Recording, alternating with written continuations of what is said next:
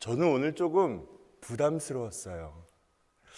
왜 부담스러웠냐면 이 본문 안에서 이 다루어지는 내용 가운데 음란함, 술 취함 이런 방탕함들을 바라볼 때마다 내가 이러한 귀한 내용들을 어떻게 잘 표현할 수 있을까라는 마음 때문에 조금 부담이 되었지만, 그럼에도 불구하고 또 하나님의 은혜와 또 성령의 지혜를 구해서 함께 또 은혜를 나누기를 원합니다.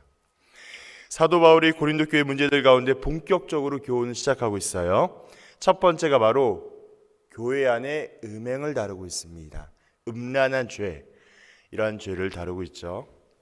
우리가 이 죄를 이해하게 될 때 당시의 고린도 지역을 이해하셔야 돼요.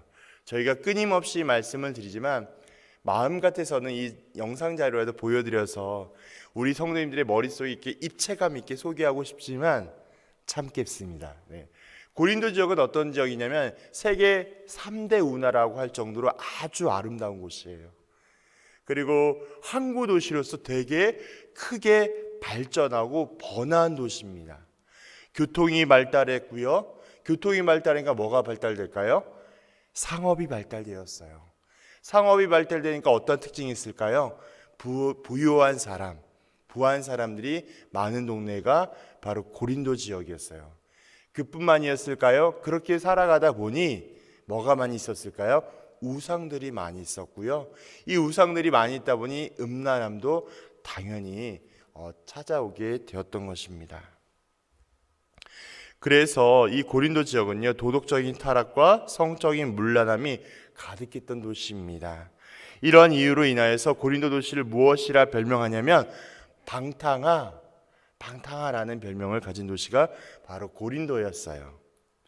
이런 고린도에 위치한 고린도 교회, 제가 또 한 번 설명드리지만 고린도 교회는 어느 한 딱 교회를 고린도 교회라고 이야기하지 않아요. 고린도 지역 전체의 교회를 고린도 교회라고 이야기합니다. 그럼 제천교회는 어딜까요? 제천 하나 딱 교회가 아니라 제천에는 모든 교회를 제천교회라고 이야기하는 거예요. 이 고린도 교회는요, 재미난 사실이 뭐냐면 이러한 고린도의 위치적인 환경적인 요인으로 인하여서 자연스럽게 고린도 교회 공동체 안에, 지역 교회 공동체 안에 음란함과 도덕적인 타락이 들어오게 되었던 것이죠. 급기야 교회 안에서 어떠한 일이 일어나냐? 근친상간이라는 친족과 함께 잠자리를 나누게 되는 이런 폐륜적인 범죄함이 들어오게 되었던 것이죠. 더욱더 재미있는 사실이 있어요. 어떠한 사실이 있냐면 5장 1절에 그 아버지의 아내를 취하였다라고 이렇게 이야기하고 있어요. 사실 이 문장의 어떠한 그 단편적인 이해를 보면 아버지 아내니까 아내 이런 의미를 둘 수가 있겠지만 실상적으로 원어적인 의미를 살펴보게 되면 친엄마만을 뜻하진 않습니다. 그때 당시에 일부 다처제를 허용하고 있었기 때문에 많은 학자들은 이 사실을 가지고 계모나 첩도 될 수 있다라고 주장하는 경우도 있습니다. 결국 이게 무엇을 의미하고 있을까요? 흔하지 않은 관계 속에서 상상할 수 없는 어떠한 음란한 죄악이 어디 가운데? 교회 가운데 벌어지고 있다는 거예요. 세상과 구별되어야 되고 거룩해야 되고 경건해야 되고 말씀에 충만해야 되고 그리스도의 사랑을 전해야 할 교회에서 이러한 음란한 죄악이 버젓이 벌어지고 있다는 것입니다. 사실 교회 안에 죄를 범한 자가 있으면 어떻게 해야 될까요? 마땅히 그 사람이 첫 번째 죄를 인정하게 해야 합니다. 죄를 인정하게 하고 회개하도록 권면해야 돼요. 이걸 전문 용어로 권징이라고 이야기합니다. 권징하는 것이 교회의 책임이에요. 죄와 잘못을 발견했을 때 그대로 묵인하거나 가볍게 넘어가거나 덮는 것이 아니라 교회의 거룩성과 정결함을 위하여서 어떻게 하냐? 그 죄악을 반드시 구별하고 인정하고 다시 거룩한 하나님의 뜻에 되돌아올 수 있도록 권면해야 하는 것이죠. 이유가 있어요. 이따 또 말씀드리겠습니다. 권징하지 아니하고 그냥 두거나 적당히 두는 것은 교회로서 갖추어야 할 거룩과 경건을 포기한 하나님의 영광을 부정하며 가리는 것과 똑같습니다. 이에 사도 바울은 고린도 교회의 무책임한 행동에 대하여 책망하고 있는 거예요. 또 음행한 자를 구별하고 출교시킴으로 그 후에 회개를 통한 영혼 구원을 받을 수 있도록 권면하고 있습니다. 그리고 이어지는 비유가 있죠. 영적으로 거룩해야 함을 누룩의 비유와 유월절 규례를 통하여 권면하고 있습니다.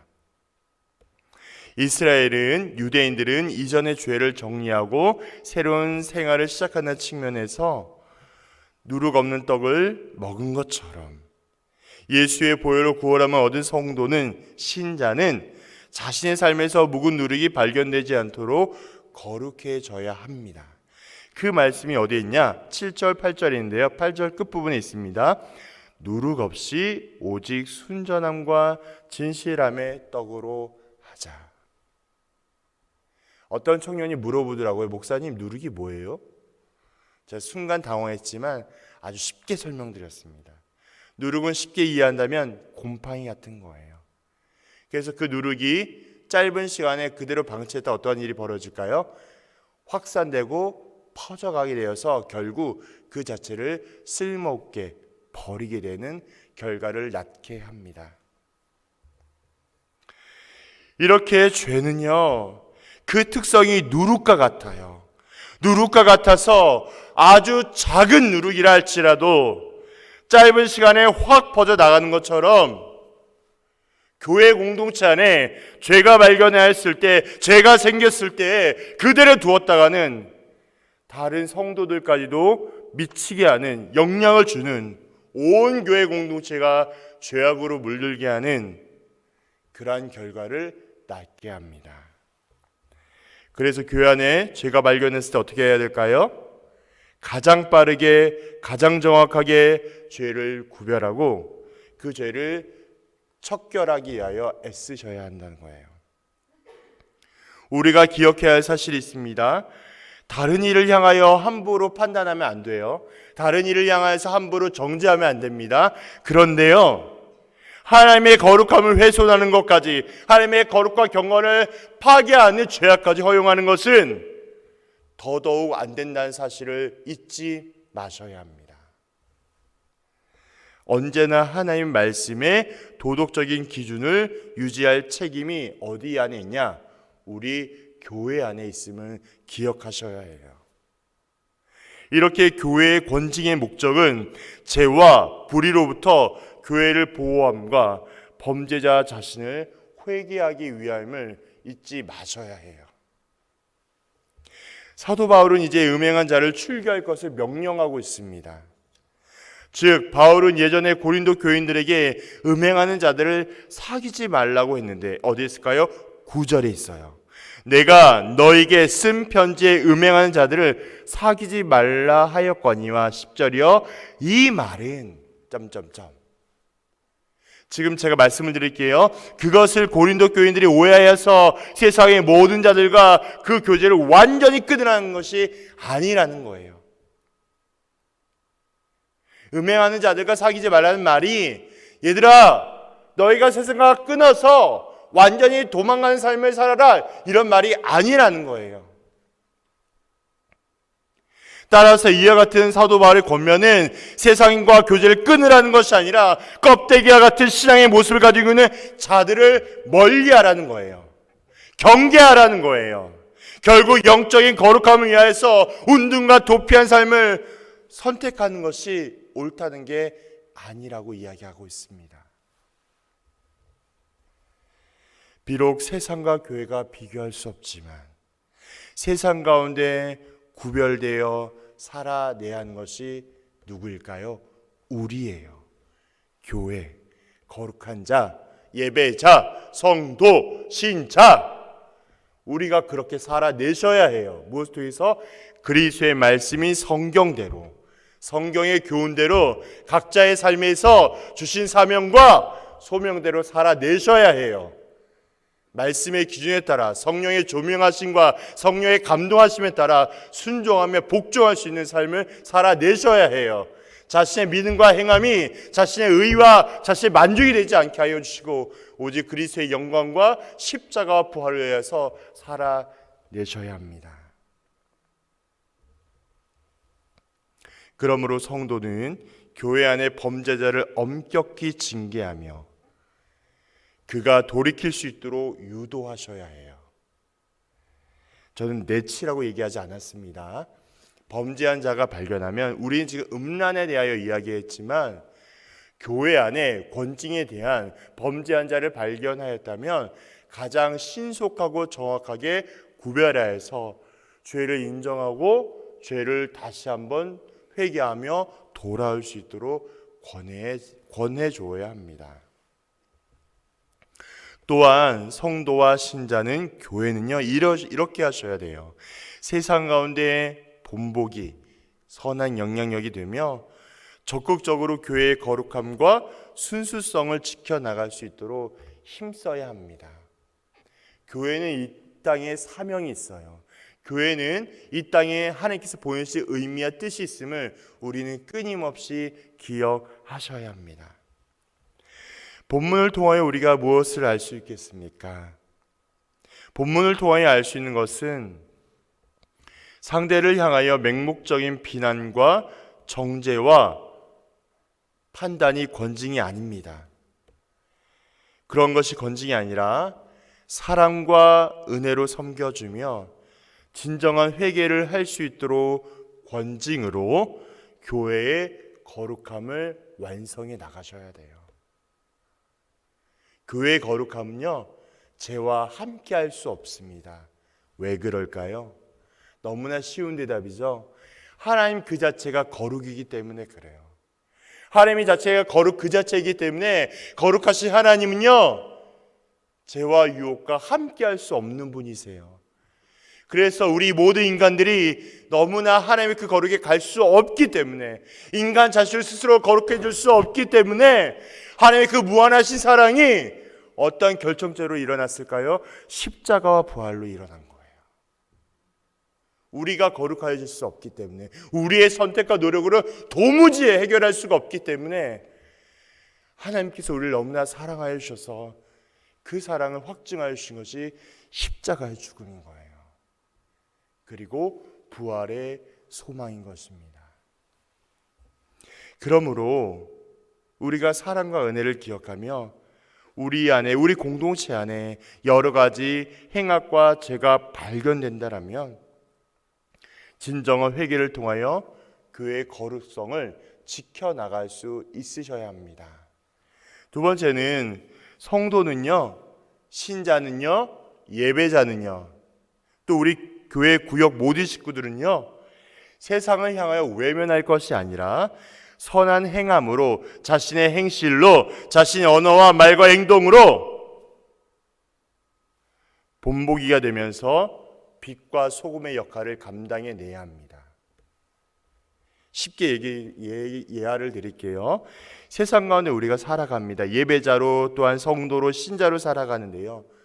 안 믿는 사람들이 우리들을 바라볼 때 어떤 눈으로 바라보겠습니까? 그렇죠. 우리 성도님들이 상상하시는 것처럼 내가 그리스도인이다라는 말과 고백도 중요한데요.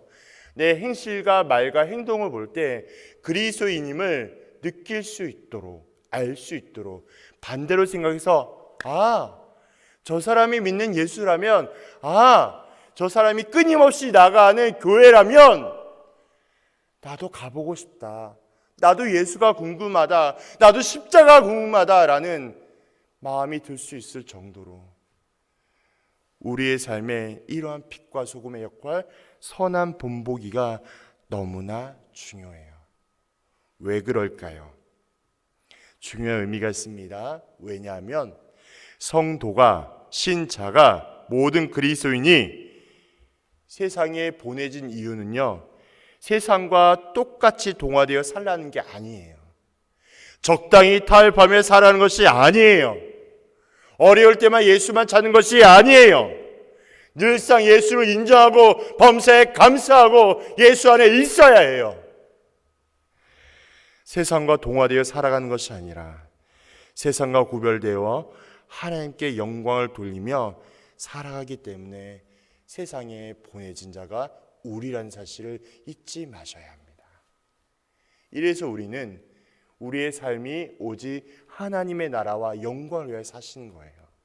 내 만족과 내 욕심과 내 유익함과 내 안일함을 위해 사는 것이 아니라 오직 주일의 영광, 십자가의 영광, 부활의 소망, 주님께 사나 죽으나 그리스도의 영광을 위하여 살아가는 자들이 바로 우리라는 사실을 기억하셔야 합니다. 그렇게 살아갈 때에 하나님의 은혜와 평강이 우리와 함께할 것입니다.